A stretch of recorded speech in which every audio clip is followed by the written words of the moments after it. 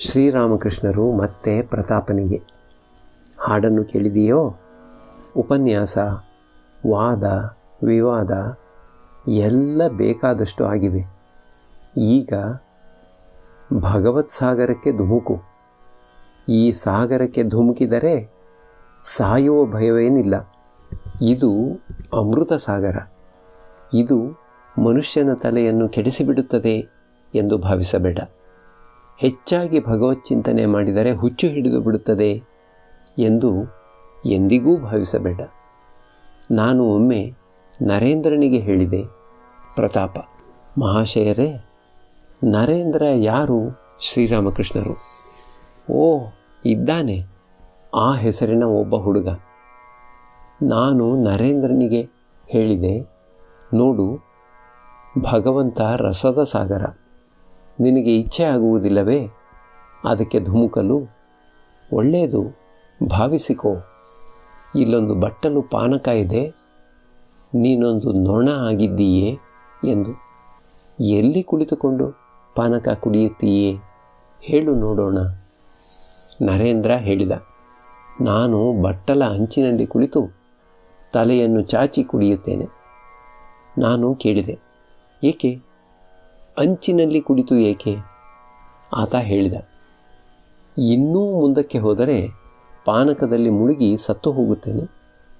ಆಗ ನಾನು ಹೇಳಿದೆ, ಮಗು, ಸಚ್ಚಿದಾನಂದ ಸಾಗರದಲ್ಲಿ ಆ ವಿಧವಾದ ಭಯಕ್ಕೆ ಎಡೆಯಿಲ್ಲ.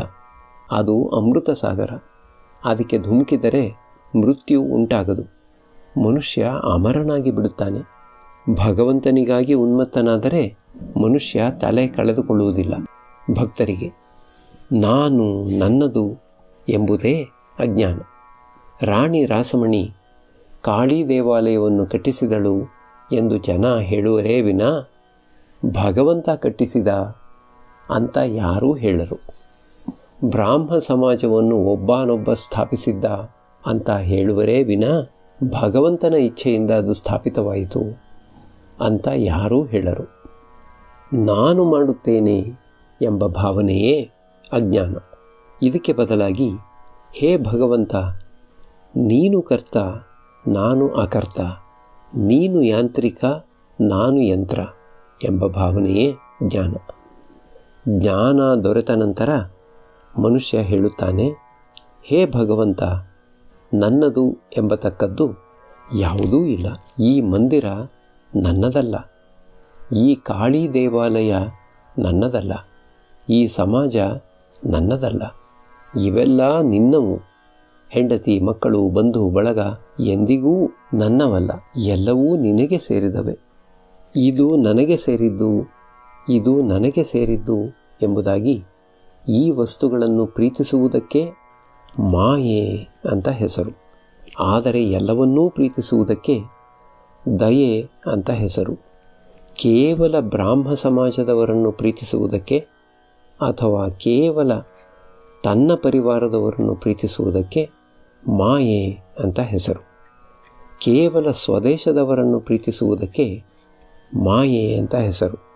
ಆದರೆ ಎಲ್ಲ ದೇಶದ ಜನರನ್ನು ಪ್ರೀತಿಸುವುದಕ್ಕೆ, ಎಲ್ಲ ಧರ್ಮಗಳ ಜನರನ್ನೂ ಪ್ರೀತಿಸುವುದಕ್ಕೆ ದಯೆ ಅಂತ ಹೆಸರು. ಈ ವಿಧದ ಪ್ರೀತಿ ದಯೆಯಿಂದ ಉಂಟಾಗುತ್ತದೆ, ಭಕ್ತಿಯಿಂದ ಉಂಟಾಗುತ್ತದೆ. ಮಾಯೆ ಮನುಷ್ಯನನ್ನು ಬದ್ಧನನ್ನಾಗಿಯೂ ಭಗವದ್ವಿಮುಖನನ್ನಾಗಿಯೂ ಮಾಡಿಬಿಡುತ್ತದೆ. ಆದರೆ ದಯೆ ಭಗವಂತನ ಸಾಕ್ಷಾತ್ಕಾರವನ್ನು ದೊರಕಿಸಿಕೊಡುತ್ತದೆ. ಶುಕದೇವ ಮತ್ತು ನಾರದಾದಿಗಳು ದಯಾವಂತರಾಗಿದ್ದರು. ಪ್ರತಾಪ ಮಹಾಶಯರೇ, ಕೆಲವರು ನಿಮ್ಮೊಡನೆಯೇ ಇದ್ದುಕೊಂಡಿದ್ದಾರಲ್ಲ, ಅವರಿಗೆ ಕ್ರಮೇಣ ಉನ್ನತಿ ಉಂಟಾಗುತ್ತಿದೆಯೇನು? ಶ್ರೀರಾಮಕೃಷ್ಣರು: ನಾನು ಜನರಿಗೆ ಹೇಳುತ್ತೇನೆ, ಸಂಸಾರ ಜೀವನ ತಪ್ಪೇನಲ್ಲ, ಆದರೆ ಅದರಲ್ಲಿ ದಾಸಿಯಂತಿರಬೇಕು ಅಷ್ಟೆ. ದಾಸಿ ತನ್ನ ಯಜಮಾನನ ಮನೆಯ ಸಂಬಂಧವಾಗಿಯೇ ಹೇಳುತ್ತಾಳೆ, ನಮ್ಮ ಮನೆ. ಆದರೆ ಆಕೆಯ ಸ್ವಂತ ಮನೆ ಯಾವುದೋ ಒಂದು ಹಳ್ಳಿಯಲ್ಲಿ ಇರಬಹುದು. ಯಜಮಾನನ ಮನೆ ತೋರಿಸಿ ಬಾಯಲ್ಲೇನೋ ಹೇಳುತ್ತಾಳೆ, ಇದು ನಮ್ಮ ಮನೆ ಎಂದು. ಆದರೆ ಹೃದಯಾಂತರಾಳದಲ್ಲಿ ಆಕೆಗೆ ಚೆನ್ನಾಗಿ ಗೊತ್ತಿದೆ, ಅದು ತನ್ನ ಮನೆಯಲ್ಲ, ತನ್ನ ಮನೆ ದೂರದ ಹಳ್ಳಿಯಲ್ಲಿದೆ ಎಂದು. ಯಜಮಾನನ ಮಗುವನ್ನು ಲಾಲಿಸಿ ಪೋಷಿಸುತ್ತಾ ಒಮ್ಮೊಮ್ಮೆ ಹೇಳುತ್ತಾಳೆ, ನನ್ನ ಹರಿ ಬಹಳ ತುಂಟನಾಗಿದ್ದಾನೆ, ಅಥವಾ ನನ್ನ ಹರಿಗೆ ಸಿಹಿಯೇ ಸೇರದು. ಆಕೆ ನನ್ನ ಹರಿ ಅಂತ ಬಾಯಲ್ಲೇನೋ ಹೇಳುತ್ತಾಳೆ, ಆದರೆ ಹೃದಯದಲ್ಲಿ ಚೆನ್ನಾಗಿ ಗೊತ್ತಿದೆ ಹರಿ ತನ್ನ ಮಗುವಲ್ಲ, ಯಜಮಾನನದು ಎಂದು. ಇದಕ್ಕಾಗಿಯೇ ಇಲ್ಲಿಗೆ ಬರುವವರಿಗೆ ನಾನು ಹೇಳುತ್ತಿದ್ದೇನೆ, ಸಂಸಾರವನ್ನು ಏಕೆ ಬೇಡ ಅನ್ನುತ್ತೀರಿ? ಅದೇನು ತಪ್ಪಲ್ಲ, ಆದರೆ ಭಗವಂತನಲ್ಲಿ ಮನಸ್ಸಿಟ್ಟು ಅದರಲ್ಲಿರಬೇಕು. ಚೆನ್ನಾಗಿ ತಿಳಿದುಕೊಂಡು ಬಿಡಿ, ಮನೆ ಮಠ ಬಂಧು ಬಳಗ ನಿಮ್ಮವಲ್ಲ ಎಂಬುದನ್ನು. ಅವೆಲ್ಲವೂ ಭಗವಂತನಿಗೆ ಸೇರಿದುವು. ನಿಮ್ಮ ನಿಜವಾದ ಮನೆ ಇರುವುದು ಭಗವಂತನ ಹತ್ತಿರದಲ್ಲಿ. ಮತ್ತೆ ಹೇಳುತ್ತೇನೆ, ಭಗವಂತನ ಪಾದಪದ್ಮಗಳಲ್ಲಿ ನಿಮಗೆ ಭಕ್ತಿಯುಂಟಾಗಬೇಕೆಂದು ವ್ಯಾಕುಲ ಹೃದಯದಿಂದ ಸರ್ವದಾ ಪ್ರಾರ್ಥನೆ ಮಾಡಿ. ವಿಲಾಯತಿಯ ಸಂಬಂಧವಾಗಿ ಮಾತುಕತೆ ಮತ್ತೆ ಈಗ ಆರಂಭವಾಯಿತು. ಒಬ್ಬ ಭಕ್ತ ಹೇಳಿದ, ಮಹಾಶಯರೇ, ಈಗಿನ ಕಾಲದ ವಿಲಾಯತಿಯ ಪಂಡಿತರು ಭಗವಂತನಿದ್ದಾನೆ ಎಂಬುದನ್ನು ಒಪ್ಪುತ್ತಿಲ್ಲವಂತೆ. ಪ್ರತಾಪ, ಬಾಯಲ್ಲಿ ಅವರು ಏನು ಬೇಕಾದರೂ ಹೇಳಿಕೊಳ್ಳಲಿ, ಹೃದಯದಲ್ಲಿ ಅವರು ಯಾರೂ ನಾಸ್ತಿಕರು ಎಂಬುದಾಗಿ ನನಗೆ ತೋರುವುದಿಲ್ಲ. ಈ ಜಗದ್ವ್ಯಾಪಾರದ ಹಿಂದೆ ಒಂದು ಮಹಾಶಕ್ತಿ ಇದೆ ಎಂಬುದನ್ನು ಅವರಲ್ಲಿ ಅನೇಕರು ಒಪ್ಪಿಕೊಳ್ಳಬೇಕಾಗಿ ಬಂದಿದೆ. ಶ್ರೀರಾಮಕೃಷ್ಣರು, ಅಷ್ಟಾದರೆ ಸಾಕು, ಶಕ್ತಿಯನ್ನು ಒಪ್ಪುತ್ತಾರೆ ತಾನೆ, ಅವರು ನಾಸ್ತಿಕರು ಹೇಗೆ ಆಗುತ್ತಾರೆ? ಪ್ರತಾಪ, ಅದೂ ಅಲ್ಲದೆ ಸತ್ಕಾರ್ಯಕ್ಕೆ ಸತ್ಫಲ, ದುಷ್ಕಾರ್ಯಕ್ಕೆ ದುಷ್ಫಲ ದೊರೆಯುತ್ತದೆ ಎಂಬುದನ್ನೂ ಅವರು ಒಪ್ಪುತ್ತಾರೆ. ಪ್ರತಾಪ ಇನ್ನೇನು ಪರಮಹಂಸರಿಂದ ಬೀಳ್ಕೊಳ್ಳುವುದರಲ್ಲಿದ್ದಾನೆ. ಶ್ರೀರಾಮಕೃಷ್ಣರು ಪ್ರತಾಪನಿಗೆ, ಇನ್ನೇನು ತಾನೇ ಹೇಳಲಿ ನಿನಗೆ, ಆದರೆ ಇಷ್ಟು ಹೇಳಬಲ್ಲೆ, ನೀನು ಜಗಳ ವಾದ ವಿವಾದ ಇವುಗಳಲ್ಲಿ ಸಿಕ್ಕಿಕೊಳ್ಳಬೇಡ ಎಂದು. ಇನ್ನೊಂದು ವಿಷಯ, ಕಾಮಕಾಂಚನವೇ ಕಾರಣ ಭಗವಂತನಿಂದ ಮನುಷ್ಯ ವಿಮುಖನಾಗುವುದಕ್ಕೆ. ಆ ಕಡೆಗೆ ಹೋಗಲು ಅವು ಬಿಟ್ಟುಕೊಡಲಲ್ಲವು. ನೋಡಿಲ್ಲವೇ ನೀನು, ಪ್ರತಿಯೊಬ್ಬನೂ ತನ್ನ ತನ್ನ ಹೆಂಡತಿಯನ್ನು ಕೇವಲ ಹೊಗಳುವುದನ್ನಲ್ಲದೆ ಬೇರೆ ಏನನ್ನೂ ಮಾಡದಿರುವುದನ್ನು ಎಲ್ಲರೂ ನಗುತ್ತಿದ್ದಾರೆ. ಆಕೆ ಒಳ್ಳೆಯವನಾಗಿರಲಿ ಕೆಟ್ಟವಳು ಆಗಿರಲಿ, ಯಾರನ್ನೇ ಆಗಲಿ, ನಿನ್ನ ಹೆಂಡತಿ ಹೇಗೆ ಎಂದು ಕೇಳಿದರೆ ಒಡನೆಯೇ ಆತ ಹೇಳುತ್ತಾನೆ, ಓ ನಮ್ಮಾಕೆಯೇ ಬಹಳ ಒಳ್ಳೆಯವಳು. ಪ್ರತಾಪ ಈಗ ಎದ್ದು ಪರಮಹಂಸರಿಂದ ಬೀಳ್ಕೊಂಡು ಹೊರಟು ಹೋಗುತ್ತಿದ್ದಾನೆ. ಪರಮಹಂಸರ ಅಮೃತಮಯ ಮಾತು, ಕಾಮಕಾಂಚನದ ತ್ಯಾಗದ ಮಾತು ಅಲ್ಲಿಗೆ ನಿಂತು ಹೋಯಿತು.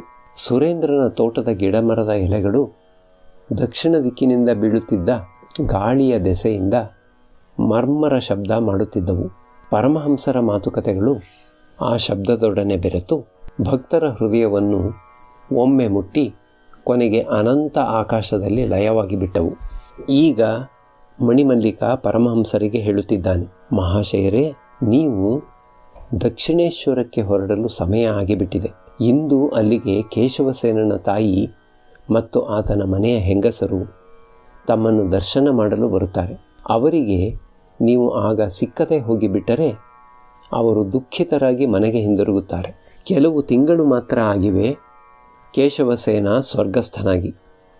ಆ ಕಾರಣದಿಂದ ಆತನ ವೃದ್ಧ ತಾಯಿ ಮತ್ತು ಆತನ ಮನೆಯ ಹೆಂಗಸರು ಪರಮಹಂಸರ ದರ್ಶನ ಪಡೆಯಲು ಇಚ್ಛೆಪಟ್ಟಿದ್ದಾರೆ. ಶ್ರೀರಾಮಕೃಷ್ಣರು ಮಣಿಮಲ್ಲಿಕನಿಗೆ, ದಯವಿಟ್ಟು ಅವಸರಪಡಿಸಬೇಡ, ನನಗೆ ನಿದ್ದೆಯ ಬರಲೇ ಇಲ್ಲ, ನಾನು ಸುಮ್ಮನೆ ನುಗ್ಗಲಾರೆ. ಅವರು ದಕ್ಷಿಣೇಶ್ವರಕ್ಕೆ ಹೋಗುತ್ತಾರೆ ತಾನೆ, ಅದಕ್ಕಾಗಿ ನಾನೇನು ಮಾಡಬೇಕು? ಅವರು ಅಲ್ಲಿ ತೋಟ ಮುಂತಾದವನ್ನು ಸುತ್ತಾಡಿ ಬಳಸಾಡಿ ಬಹಳವಾಗಿ ಆನಂದ ಪಡುತ್ತಾರೆ.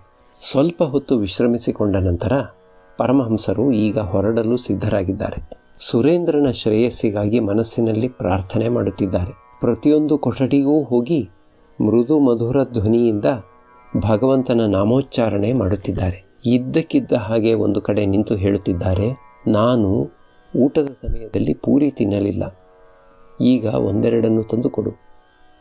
ಎಲ್ಲೋ ಒಂದು ಕಿಂಚಿತ್ತು ತಿಂದು ಹೇಳುತ್ತಿದ್ದಾರೆ, ನಾನು ಹೀಗೆ ಮಾಡಿದ್ದರಲ್ಲಿ ಅರ್ಥವಿದೆ. ಪೂರಿಯನ್ನು ತಿನ್ನಲಿಲ್ಲ ಎಂಬ ಭಾವನೆ ಮನಸ್ಸಿನಲ್ಲಿ ಉಳಿದು ಬಿಟ್ಟದ್ದೇ ಆದರೆ ಮತ್ತೆ ಇಲ್ಲಿಗೆ ಅದಕ್ಕಾಗಿ ಬರಬೇಕಾಗಿ ಬಂದುಬಿಡುತ್ತದೆ. ಎಲ್ಲರೂ ನಗುತ್ತಿದ್ದಾರೆ. ಮಣಿಮಲ್ಲಿಕಾ ನಗುತ್ತಾ, ಒಳ್ಳೆಯದು, ನಾವೂ ನಿಮ್ಮನ್ನು ಹಿಂಬಾಲಿಸುತ್ತಿದ್ದೆವು. ಭಕ್ತರೆಲ್ಲರೂ ನಗುತ್ತಿದ್ದಾರೆ. 20ನೇ ಜೂನ್ 1884 ಜ್ಯೇಷ್ಠ ಕೃಷ್ಣ ಚತುರ್ದಶಿ ಶುಕ್ರವಾರ. ಮುಸ್ಸಂಜೆಯಾಗಿದೆ. ಪರಮಹಂಸರು ತಮ್ಮ ಕೊಠಡಿಯಲ್ಲಿ ಜಗನ್ಮಾತೆಯ ಧ್ಯಾನದಲ್ಲಿ ತನ್ಮಯರಾಗಿದ್ದಾರೆ.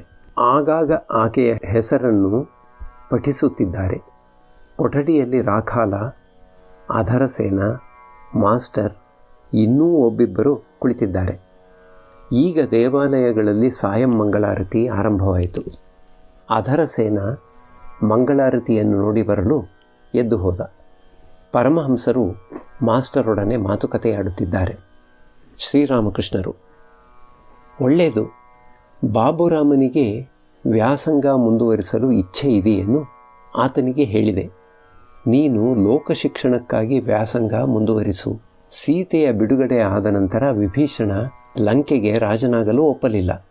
ರಾಮ ಹೇಳಿದ, ನೀನು ಬುದ್ಧಿಹೀನರ ಕಣ್ಣು ತೆರೆಯಲು ರಾಜ್ಯಭಾರ ಸ್ವೀಕರಿಸು, ಇಲ್ಲದಿದ್ದರೆ ಅವರು ನಿನ್ನನ್ನು ಕೇಳುತ್ತಾರೆ, ನಿನಗೇನು ದೊರೆಯಿತು ನನ್ನ ಸೇವೆಯನ್ನು ಮಾಡಿದ್ದರಿಂದ ಎಂದು. ನಿನಗೆ ರಾಜ್ಯ ದೊರೆತುದಕ್ಕಾಗಿ ಅವರಿಗೆ ಬಹಳ ಆನಂದವಾಗುತ್ತದೆ. ಇದು ನಿನ್ನ ಕಿವಿಗೆ ಮಾತ್ರ. ಅಂದು ನನಗೆ ಭಾವಾವಸ್ಥೆಯಲ್ಲಿ ಕಂಡುಬಂತು, ಬಾಬುರಾಮ, ಭವನಾಥ, ಹರೀಶ ಇವರದು ಪ್ರಕೃತಿ ಭಾವ ಎಂಬುದಾಗಿ. ಬಾಬುರಾಮ ಕಂಡುಬಂದ ಒಬ್ಬ ದೇವಿ ಮೂರ್ತಿಯ ಹಾಗೆ. ಕೊರಳಲ್ಲಿ ಹಾರವಿತ್ತು. ಒಬ್ಬ ಸಖಿ ಜತೆಯಲ್ಲಿ ಇದ್ದಳು. ಆತನಿಗೆ ಸ್ವಪ್ನದಲ್ಲಿ ಏನೋ ಒಂದು ಅನುಭವ ದೊರೆಯಿತಂತೆ. ಆತನ ಶರೀರ ಶುದ್ಧವಾದ್ದು. ಸ್ವಲ್ಪ ಸಾಧನೆ ಮಾಡಿದರೆ ಆತ್ಮಜಾಗೃತಿ ಉಂಟಾಗಿಬಿಡುತ್ತದೆ. ನೋಡು, ನನಗೆ ಈ ದೇಹ ರಕ್ಷಣೆಯ ಕೆಲಸ ಕಷ್ಟವಾಗಿ ತೋರುತ್ತದೆ. ಬಾಬುರಾಮ ಬಂದು ನನ್ನೊಡನೆ ಇರುವುದಾದರೆ ಬಹಳ ಚೆನ್ನಾಗಿರುತ್ತದೆ. ನನಗೆ ಸೇವೆ ಮಾಡುತ್ತಿರುವ ಈ ಹುಡುಗರ ಸ್ವಭಾವ ಪರಿವರ್ತನೆ ಹೊಂದಿಬಿಡುತ್ತದೆ. ಲಾಟು ಯಾವಾಗಲೂ ಭಾವದಲ್ಲೇ ಮುಳುಗಿದ್ದಾನೆ. ಆತ ಇನ್ನೇನು ಭಗವಂತನಲ್ಲಿ ಲಯವಾಗುವುದರಲ್ಲಿದ್ದಾನೆ. ರಾಖಾಲನಿಗೆ ಅಂಥ ಆಧ್ಯಾತ್ಮಿಕ ಉನ್ನತಿ ಬಂದುಬಿಟ್ಟಿದೆ. ಆತನಿಗೇನೇ ನಾವು ಸೇವೆ ಮಾಡಬೇಕಾಗಿ ಬಂದಿದೆ. ನಾನೇ ಆತನಿಗೆ ನೀರು ಮುಂತಾದುವನ್ನು ತಂದುಕೊಡಬೇಕಾಗಿ ಬಂದುಬಿಟ್ಟಿದೆ. ನನ್ನ ಸೇವೆ ಮಾಡಲು ಆತನ ಕೈಯಲ್ಲಿ ಸಾಧ್ಯವಿಲ್ಲ. ಬಾಬುರಾಮ, ನಿರಂಜನ ಇವರನ್ನು ಬಿಟ್ಟರೆ ಬೇರೆ ಹುಡುಗರು ಯಾರಿದ್ದಾರೆ? ಮುಂದೆ ಬೇರೆ ಯಾರು ಬಂದರೂ ನನಗನ್ನಿಸುತ್ತಿದೆ ಅವರು ಉಪದೇಶ ಪಡೆದುಕೊಂಡು ಹೋಗತಕ್ಕವರೇ. ಆದರೆ ಬಾಬುರಾಮ ಒಮ್ಮೆಗೇ ಬಂದು ಬಿಡಲಿ ಎಂದು ನಾನು ಹೇಳುತ್ತಿಲ್ಲ. ಹಾಗೆ ಮಾಡಿದರೆ ಮನೆಯಲ್ಲಿ ತೊಂದರೆಗಿಟ್ಟುಕೊಳ್ಳಬಹುದು. ನಗುತ್ತಾ, ಆತನಿಗೆ ಬಂದು ಬಿಡು ಎಂದು ಹೇಳಿದರೆ ಅವನು ಹೇಳುತ್ತಾನೆ, ಬರುವ ಹಾಗೆ ಮಾಡಿಕೊಳ್ಳಿ ನೀವು. ರಾಖಾಲನನ್ನು ನೋಡಿ ಆತ ಸುಮ್ಮನೆ ಅಳುತ್ತಾನೆ. ಆತ ಹೇಳುತ್ತಾನೆ, ರಾಖಾಲ ಇಲ್ಲಿ ಬಹಳ ಆನಂದದಿಂದ ಇದ್ದಾನೆ. ರಾಖಾಲ ಇಲ್ಲಿ ಮನೆ ಹುಡುಗನ ಹಾಗೆ ಇದ್ದಾನೆ. ಚೆನ್ನಾಗಿ ಗೊತ್ತಿದೆ ಆತ ಸಂಸಾರಾಸಕ್ತನಾಗುವುದಿಲ್ಲ ಎಂಬುದು. ಹೇಳುತ್ತಿದ್ದಾನೆ, ಸಂಸಾರ ಸುಖ ಸಪ್ಪೆಯಾಗಿ ಕಾಣುತ್ತಿದೆ. ಆತನ ಹೆಂಡತಿ ಇಲ್ಲಿಗೆ ಬಂದಿದ್ದಳು. 14 ವಯಸ್ಸು. ಇಲ್ಲಿಂದ ಕೊನ್ನಗರಕ್ಕೆ ಹೋದಳು. ಕೊನ್ನಗರಕ್ಕೆ ಆತನನ್ನೂ ಕರೆದರು. ಆದರೆ ಆತ ಹೋಗಲಿಲ್ಲ. ಹೇಳಿದ, ಆಮೋದ ಆಹ್ಲಾದ ನನಗೆ ರುಚಿಸುತ್ತಿಲ್ಲ. ನಿರಂಜನ ನಿನಗೆ ಹೇಗೆ ಕಾಣುತ್ತಾನೆ ಮಾಸ್ಟರ್? ಒಳ್ಳೆಯ ಸುಂದರಕಾಯ. ಶ್ರೀರಾಮಕೃಷ್ಣರು, ಕೇವಲ ಸುಂದರಕಾಯವೇ ಅಲ್ಲ, ಸರಳ ಜೀವಿ ಭಗವಂತನನ್ನು ಸುಲಭವಾಗಿ ಪಡೆದುಕೊಂಡು ಬಿಡುತ್ತಾನೆ. ಸರಳ ಹೃದಯದಲ್ಲಿ ಉಪದೇಶ ಬೇಗ ಬೇರೂರುತ್ತದೆ. ಅಂಥ ಹೃದಯ ಉತ್ತು ಹದ ಮಾಡಿದ ಹೊಲದ ಹಾಗೆ. ಬೀಜ ಅಲ್ಲಿಗೆ ಬೀಳುವುದೇ ತಡ, ಅದು ಹುಟ್ಟಿಕೊಂಡು ಬಿಡುತ್ತದೆ. ಬೇಗ ಫಲವನ್ನೂ ಕೊಟ್ಟು ಬಿಡುತ್ತದೆ. ನಿರಂಜನ ವಿವಾಹವಾಗುವುದಿಲ್ಲ. ಕಾಮಕಾಂಚನವೇ ಮನುಷ್ಯನ ಬಂಧನಕ್ಕೆ ಕಾರಣ. ನೀನು ಏನು ಹೇಳುತ್ತೀಯೇ ಮಾಸ್ಟರ್? ಹೌದು, ನಿಜ. ಶ್ರೀರಾಮಕೃಷ್ಣರು, ಎಲೆ ಅಡಿಕೆ, ಹೊಗೆ ಸೊಪ್ಪು ಇವನ್ನು ತ್ಯಜಿಸಿಬಿಟ್ಟರೆ ಏನು ದೊರಕೀತು? ಕಾಮಕಾಂಚನ ತ್ಯಾಗವೇ ತ್ಯಾಗ. ಭಾವಾವಸ್ಥೆಯಲ್ಲಿ ತೋರಿಬಂತು. ನಿರಂಜನ ಚಾಕರಿ ಮಾಡುತ್ತಿದ್ದರೂ ಅದರಿಂದ ಆತನಿಗೆ ಯಾವ ತೊಂದರೆಯೂ ಉಂಟಾಗದು. ಆತ ತಾಯಿಗಾಗಿ ಉದ್ಯೋಗ ಸ್ವೀಕರಿಸಿದ್ದಾನೆ. ಅದು ತಪ್ಪಲ್ಲ. ನೀನು ಮಾಡುತ್ತಿರುವ ಕರ್ಮವೂ ನಿನಗೆ ತೊಂದರೆಯನ್ನು ತರದು. ಅದು ಒಳ್ಳೆ ಕೆಲಸವೇ. ಏನೋ ತಪ್ಪಿಗಾಗಿ ಒಬ್ಬ ಗುಮಾಸ್ತನನ್ನು ಜೈಲಿಗೆ ಕಳುಹಿಸಿದರು ಅಂತ ಇಟ್ಟುಕೋ. ಆತನನ್ನು ಅಲ್ಲಿ ಬಂಧಿಸಿ ಕೈಗೆ ಸಂಕೋಲೆ ಹಾಕುತ್ತಾರೆ. ಕೊನೆಗೆ ಆತನನ್ನು ಬಿಟ್ಟು ಬಿಡುತ್ತಾರೆ. ಬಿಡುಗಡೆಯಾದ ನಂತರ ತಕತೈ ಅಂತ ಕುಣಿಯುತ್ತಿರುತ್ತಾನೇನು? ಎಂದಿಗೂ ಇಲ್ಲ. ಮತ್ತೆ ಗುಮಾಸ್ತೆಯ ಕೆಲಸವನ್ನೇ ಮಾಡುತ್ತಾನೆ. ನಿನಗೆ ಬರಿದೆ ಕೂಡಿಡುವ ಇಚ್ಛೆಯೇನಿಲ್ಲ. ನಿನ್ನ ಸಂಸಾರವನ್ನು ಕಾಪಾಡಲು ಮಾತ್ರ ಹಾಗೆ ಮಾಡುತ್ತಿದ್ದೀಯೇ. ಇಲ್ಲದಿದ್ದರೆ ಅವರು ಎಲ್ಲಿಗೆ ಹೋಗಬೇಕು? ಮಾಸ್ಟರ್, ಯಾರಾದರೂ ಹೊತ್ತುಕೊಳ್ಳುವುದಾದರೆ ಬಿಟ್ಟು ಬಿಡಲು ಸಿದ್ಧನಾಗಿದ್ದೇನೆ. ಶ್ರೀರಾಮಕೃಷ್ಣರು: ಅದೇನೋ ನಿಜ. ಈಗ ನೀನು ಇದನ್ನೂ ಮಾಡಬೇಕು, ಅದನ್ನೂ ಮಾಡಬೇಕು.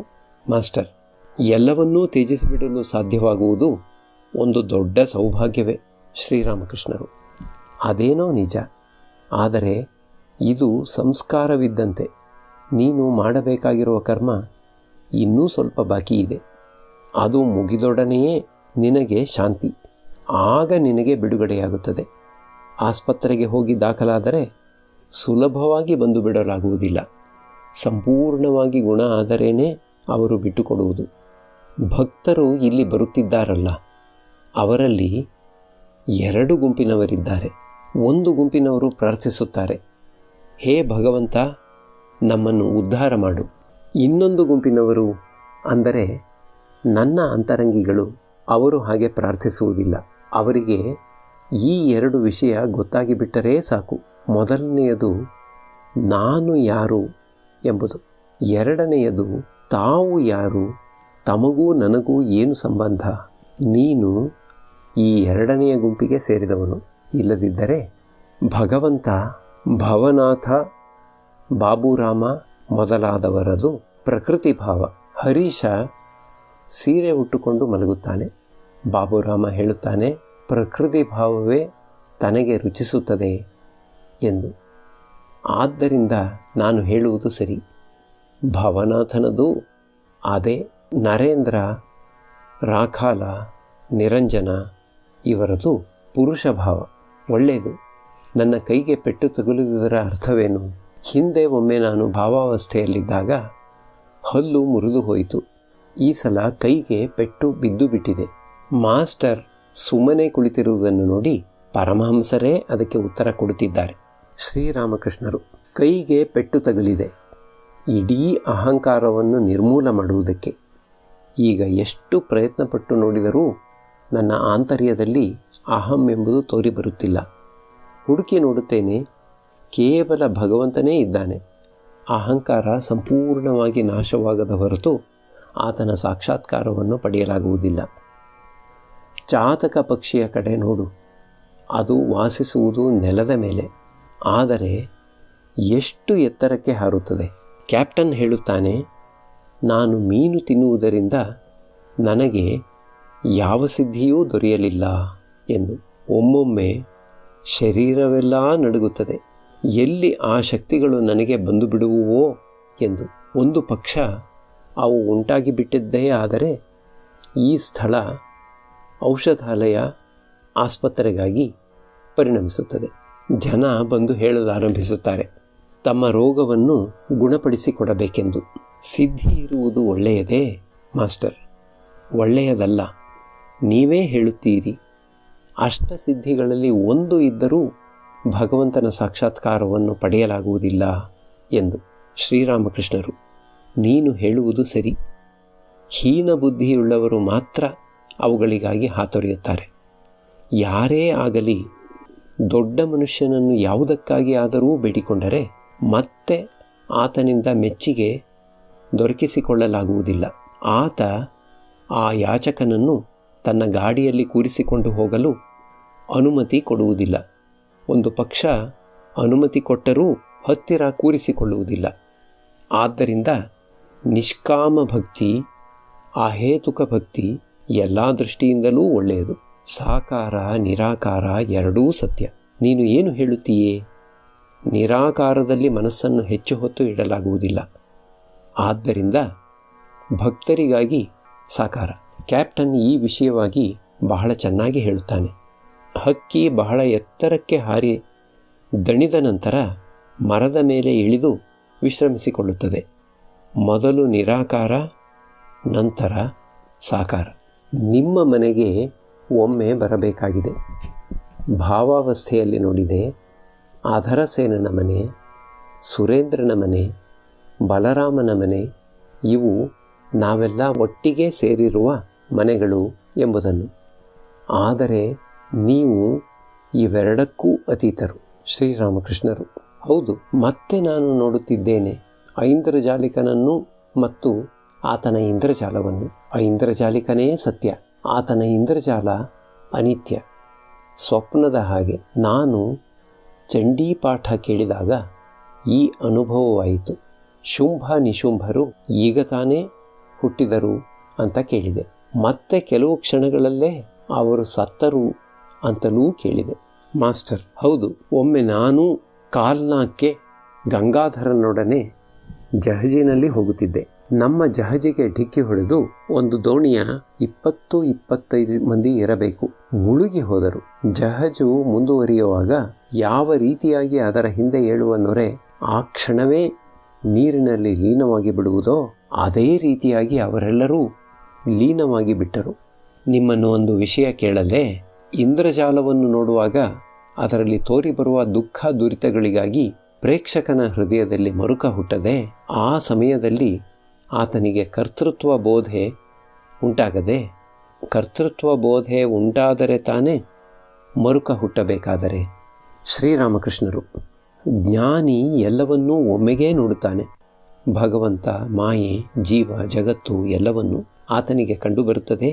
ವಿದ್ಯಾಮಾಯೆ, ಅವಿದ್ಯಾಮಾಯೆ, ಜೀವ, ಜಗತ್ತು ಇವೆಲ್ಲ ಇವೆ. ಅದೇ ಸಮಯದಲ್ಲಿ ವಿದ್ಯಾಮಾಯೆ, ಅವಿದ್ಯಾಮಾಯೆ, ಜೀವ, ಜಗತ್ತು ಇವೆಲ್ಲ ಇವೆ, ಅದೇ ಸಮಯದಲ್ಲಿ ಇಲ್ಲ ಎಂಬುದಾಗಿ. ಎಲ್ಲಿಯವರೆಗೆ ಅವೆಲ್ಲವೂ ಇರುತ್ತವೆ? ಜ್ಞಾನ ಖಡ್ಗದಿಂದ ಅವೆಲ್ಲವನ್ನೂ ಕತ್ತರಿಸಿ ಹಾಕಿದ ನಂತರ ಏನೂ ಇರದು. ಆಗ ತನ್ನ ಸ್ವಂತ ಅಹಂ ಕೂಡ ಐಂದ್ರಜಾಲಿಕನ ಇಂದ್ರಜಾಲದ ಹಾಗೆ ಮಿಥ್ಯೆಯಾಗಿ ಕಂಡುಬರುತ್ತದೆ. ಮಾಸ್ಟರ್ ತನ್ನಲ್ಲೇ ಅವುಗಳ ಸಂಬಂಧವಾಗಿ ಆಲೋಚಿಸುತ್ತಾ ಕುಳಿತಿದ್ದಂತೆಯೇ ಪರಮಹಂಸರು ಹೇಳಲಾರಂಭಿಸಿದರು. ಇದು ಹೇಗೆ ಗೊತ್ತೇ? ಇದು 25 ಸಾಲು ದಳಗಳುಳ್ಳ ಹೂವನ್ನು ಒಂದೇ ಏಟಿಗೆ ಕತ್ತರಿಸಿದ ಹಾಗೆ. ಕರ್ತೃತ್ವ ಬೋಧೆಯೇ ರಾಮರಾಮ, ಶುಕದೇವ, ಶಂಕರಾಚಾರ್ಯ ಇವರೇ ಮೊದಲಾದವರು ವಿದ್ಯೆಯ ಅಹಮ್ಮನ್ನು ಇಟ್ಟುಕೊಂಡಿದ್ದರು. ದಯಾಗುಣ ಮನುಷ್ಯನಿಗೆ ಸೇರಿದ್ದಲ್ಲ, ಭಗವಂತನಿಗೆ ಸೇರಿದ್ದು. ವಿದ್ಯೆಯ ಅಹಂಗೆ ಮಾತ್ರ ದಯೆಯನ್ನು ತೋರಿಸಲು ಸಾಧ್ಯ. ವಿದ್ಯೆಯ ಅಹಂ ಹೊಂದಿರತಕ್ಕವನು ಭಗವಂತನೇ. ಇದೆಲ್ಲ ಕೇವಲ ಇಂದ್ರಜಾಲ ಎಂದು 1000 ಸಲ ನಿನಗೆ ಅನ್ನಿಸಬಹುದು. ಆದರೂ ನೀನು ಇನ್ನೂ ಮಾಯೆಯ ಅಧೀನದಲ್ಲಿಯೇ ಇರುತ್ತಿ. ಆಕೆಯಿಂದ ತಪ್ಪಿಸಿಕೊಂಡು ಓಡಿ ಹೋಗುವ ಹಾಗಿಲ್ಲ. ನೀನು ಸ್ವತಂತ್ರನಲ್ಲ. ಆಕೆ ಮಾಡಿಸಿದ ಹಾಗೆಯೇ ಮಾಡಬೇಕಾಗುತ್ತದೆ. ಆ ಆದ್ಯಾಶಕ್ತಿ ಬ್ರಹ್ಮಜ್ಞಾನವನ್ನು ಕರುಣಿಸಿದರೆ ಮಾತ್ರ ನಿನಗೆ ಅದು ದೊರೆಯುತ್ತದೆ. ಆಗ ಮಾತ್ರವೇ ಎಲ್ಲವೂ ಇಂದ್ರಜಾಲವಾಗಿ ತೋರಿಬರುತ್ತದೆ. ಇಲ್ಲದಿದ್ದರೆ ಇಲ್ಲ. ಎಲ್ಲಿಯವರೆಗೆ ಒಂದು ಕಿಂಚಿತ್ತಾದರೂ ಸರಿಯೇ ಅಹಂ ಎಂಬುದು ಇರುವುದೋ ಅಲ್ಲಿಯವರೆಗೆ ವ್ಯಕ್ತಿ ಆದ್ಯಾಶಕ್ತಿಯ ಎಲ್ಲೆಯೊಳಗೇ ಇರಬೇಕಾಗುತ್ತದೆ. ಆಕೆಯ ಎಲ್ಲೆಯನ್ನು ಮೀರಿ ಹೋಗುವ ಹಾಗೇ ಇಲ್ಲ. ಆದ್ಯಾಶಕ್ತಿಯ ಸಹಾಯದಿಂದಲೇ ಭಗವಂತನ ಅವತಾರ ಲೀಲೆ. ಭಗವಂತ ತನ್ನ ಈ ಶಕ್ತಿಯಿಂದ ಮನುಷ್ಯನಾಗಿ ಅವತರಿಸುತ್ತಾನೆ. ಆಗ ಮಾತ್ರವೇ ಅವತಾರ ಪುರುಷನಿಗೆ ಕೆಲಸ ಮಾಡಲು ಸಾಧ್ಯವಾಗುತ್ತದೆ. ಎಲ್ಲವೂ ಭಗವತಿಯ ಶಕ್ತಿಯಿಂದಲೇ ಘಟಿಸುತ್ತದೆ. ಕಾಳಿ ದೇವಾಲಯದ ಹಿಂದಿನ ಖಜಾಂಚಿಯನ್ನು ಸ್ವಲ್ಪ ಸಹಾಯ ಮಾಡುವಂತೆ ಯಾರಾದರೂ ಕೇಳಿದರೆ ಆತ ಹೇಳುತ್ತಿದ್ದ, 2 ದಿನ ಬಿಟ್ಟುಕೊಂಡು ಬನ್ನಿ. ಮೊದಲು ಆತ ಯಜಮಾನರಿಂದ ಅಪ್ಪಣೆ ಪಡೆದುಕೊಳ್ಳಬೇಕು. ಕಲಿಯುಗದ ಕೊನೆಯಲ್ಲಿ ಕಲ್ಕಿ ಅವತರಿಸುತ್ತಾನೆ. ಆತ ಒಬ್ಬ ಬ್ರಾಹ್ಮಣನ ಮನೆಯಲ್ಲಿ ಜನ್ಮ ತಳೆಯುತ್ತಾನೆ. ಇದ್ದಕ್ಕಿದ್ದ ಹಾಗೆ ಅನಿರೀಕ್ಷಿತವಾಗಿ ಒಂದು ಕತ್ತಿ ಮತ್ತು ಕುದುರೆ ಆತನಿಗೆ ದೊರೆಯುತ್ತದೆ. ಅಧರಸೇನ ಮಂಗಳಾರತಿಯನ್ನು ಮುಗಿಸಿಕೊಂಡು ಈಗ ಪರಮಹಂಸರ ಕೊಠಡಿಗೆ ಬಂದು ಕುಳಿತಿದ್ದಾನೆ. ಶ್ರೀರಾಮಕೃಷ್ಣರು ಅಧರಸೇನ ಮೊದಲಾದವರಿಗೆ, ಭುವನ ಇಲ್ಲಿಗೆ ಬಂದಿದ್ದಳು. ಜೊತೆಯಲ್ಲಿ 25 ಬೊಂಬಾಯಿ ಮಾವಿನ ಹಣ್ಣು, ಸಂದೇಶ, ರಸಗುಲ್ಲ ಇವೇ ಮೊದಲಾದ ಸಿಹಿ ತಿಂಡಿಗಳನ್ನು ತಂದಿದ್ದಳು. ನನ್ನನ್ನು ಕೇಳಿದಳು, ಒಂದು ಮಾವಿನ ಹಣ್ಣು ತಿನ್ನುತ್ತೀರಾ? ನಾನು ಹೇಳಿದೆ, ನನಗೆ ಹೊಟ್ಟೆ ಭಾರವಾಗಿದೆ. ನಿಜವಾಗಿಯೂ ನೋಡು, ಸ್ವಲ್ಪ ಸಿಹಿ ತಿಂದೆ ಹೊಟ್ಟೆ ಎಷ್ಟು ಉಬ್ಬರಿಸಿಕೊಂಡು ಬಿಟ್ಟಿದೆ. ಭುವನ ಮೋಹಿನಿ ಎಂಬ ಹೆಸರಿನ ದಾದಿ ಆಗಾಗ ಪರಮಹಂಸರ ದರ್ಶನ ಪಡೆಯಲು ಬರುತ್ತಿದ್ದಾಳೆ. ಪರಮಹಂಸರಿಗೆ ಎಲ್ಲರೂ, ವಿಶೇಷತಃ ಡಾಕ್ಟರುಗಳು, ಕವಿರಾಜರು, ದಾದಿಯರು ತರುವ ತಿಂಡಿ ತೀರ್ಥಗಳನ್ನು ತಿನ್ನಲಾಗುತ್ತಿಲ್ಲ. ರೋಗಿಗಳು ಬಹಳವಾಗಿ ನರಳುತ್ತಿರುವುದನ್ನು ನೋಡಿಯೂ ಅವರು ಅದರಿಂದ ದುಡ್ಡನ್ನು ಸ್ವೀಕರಿಸುವುದರಿಂದ ಪರಮಹಂಸರಿಗೆ ತಿನ್ನಲು ಸಾಧ್ಯವಾಗುತ್ತಿಲ್ಲ. ಶ್ರೀರಾಮಕೃಷ್ಣರು, ಕೇಶವಸೇನನ ತಾಯಿ, ತಂಗಿ, ಇನ್ನೂ ಕೆಲವರು ಆತನ ಸಂಬಂಧಿಗಳು ಇಲ್ಲಿಗೆ ಬಂದಿದ್ದರು. ಆಗ ನಾನು ಒಂದು ಸ್ವಲ್ಪ ನರ್ತಿಸಬೇಕಾಗಿ ಬಂತು. ಅವರನ್ನು ಸ್ವಲ್ಪ ಸಂತೋಷಪಡಿಸಬೇಕಾಗಿ ಬಂತು. ಮತ್ತೇನು ಮಾಡಲಿ? ಬಹಳವಾಗಿ ದುಃಖಿತರಾಗಿದ್ದರು.